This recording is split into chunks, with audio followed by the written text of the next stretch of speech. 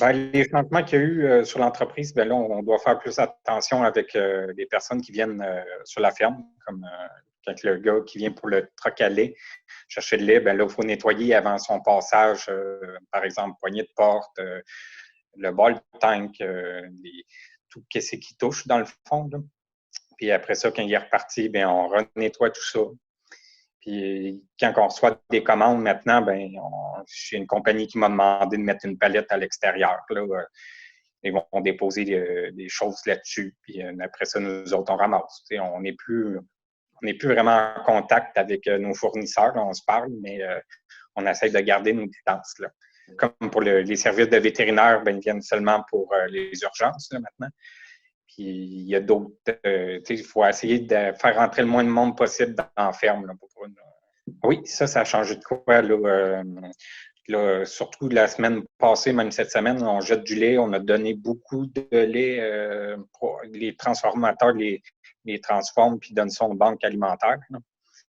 C'est sûr que comme c'est fermé, là, il y a des produits que c'était pour les restaurants, les hôtels ou les écoles, ben là, il faut trouver un autre marché. Fait que là, les usines ils ont de la misère peut-être à modifier leur chaîne puis faire des produits plus pour l'épicerie. Là.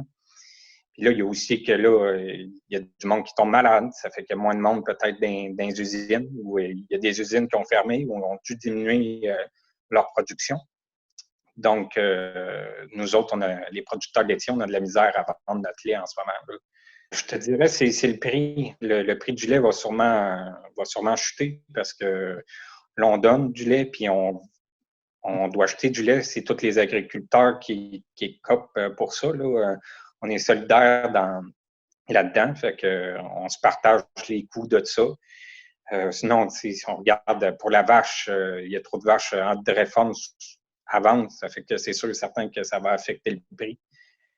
Sinon, ben, on regarde les céréales. J'ai entendu dire qu'il y a des acheteurs qui ne veulent pas faire de contrat là, pour la prochaine saison parce que le marché est trop volatile en ce moment. Ça fait qu'on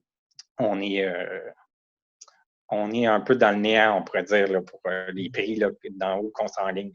Puis, non, je sais que les autres agriculteurs, non, qui ont de la difficulté à se trouver des employés qui viennent de l'étranger. C'est sûr qu'on voit que là, il y a des Québécois qui sont intéressés à venir travailler. Là. Je pense que j'ai au moins 2 ou 3 personnes là, qui m'ont demandé si je cherchais du monde. Puis je leur ai dit que c'était correct. Là, j'ai tout mon monde chez nous. Là. Non, ça ne va pas retarder rien, selon moi, à part pour ceux qui attendent des employés là, qui viennent de l'étranger ou peut-être avoir de la nouvelle main-d'œuvre à former. Mais pour moi, à mon étape, ça ne va rien changer. Je sais que j'ai entendu parler que pour le transport des semences, pour certaines compagnies, c'était plus compliqué. Je me suis assuré de mon bord. Puis la compagnie avec laquelle je fais affaire m'a rassuré, m'a dit que mes semences puis mon engrais vont être au rendez-vous.